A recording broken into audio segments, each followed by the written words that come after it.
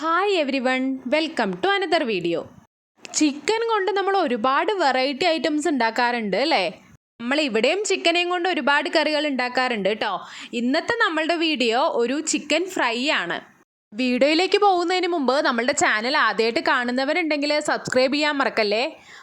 ഈ chicken fry ഉണ്ടാക്കാനായിട്ട് ആദ്യം ചെയ്യാറുള്ളത് ചിക്കനിൽ മസാല തിരുമ്മി വെക്കലാണ്.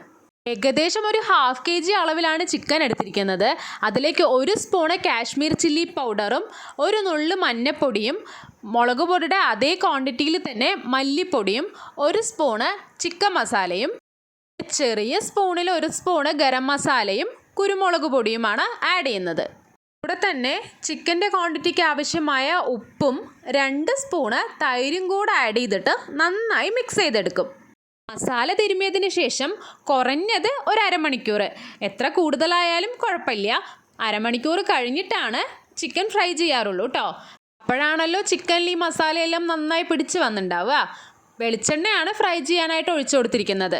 എണ്ണയിൽ ചിക്കൻ ഇട്ട് കൊടുത്ത ശേഷം മുകളിൽ കുറച്ച് കറിവേപ്പിലയും കൂടെ ആഡ് ചെയ്തിട്ട് മീഡിയം ഫ്ലെയിമിൽ തന്നെ വെച്ചിട്ട് അടച്ചു വെക്കും കേട്ടോ. ചിക്കൻ ഫ്രൈ ആയി വരുമ്പോഴത്തേനും നമുക്ക് ഒരു കാര്യം കൂടെ റെഡിയാക്കാനുണ്ട്. ഇനി റെഡിയാക്കാൻ പോകുന്നതാണ് ശരിക്കും ഈ ചിക്കൻ ഫ്രൈൻ്റെ ടേസ്റ്റ് കൂട്ടുന്നത്.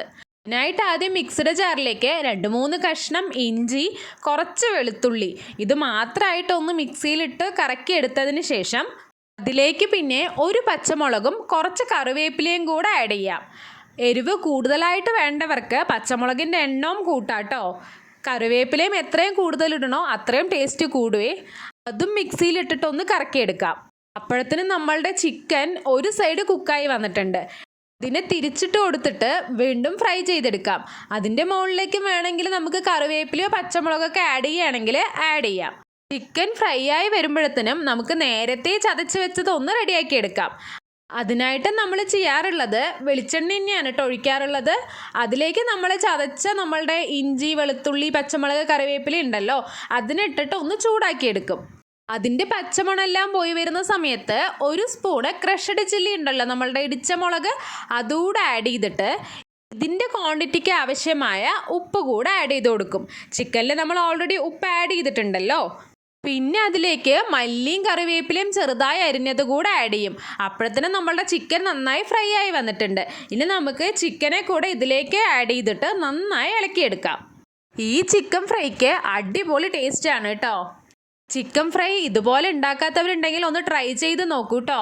കൂടെ തന്നെ വീഡിയോ ഇഷ്ടപ്പെട്ടാൽ ലൈക്ക് ചെയ്യാൻ മറക്കല്ലേ. ഫ്രണ്ട്സ് ആൻഡ് റിലേറ്റീവ്സിന് കൂടെ ഷെയർ ചെയ്ത് കൊടുക്കൂ കേട്ടോ. മറ്റൊരു വീഡിയോയിൽ കാണും വരേക്കും ബൈ.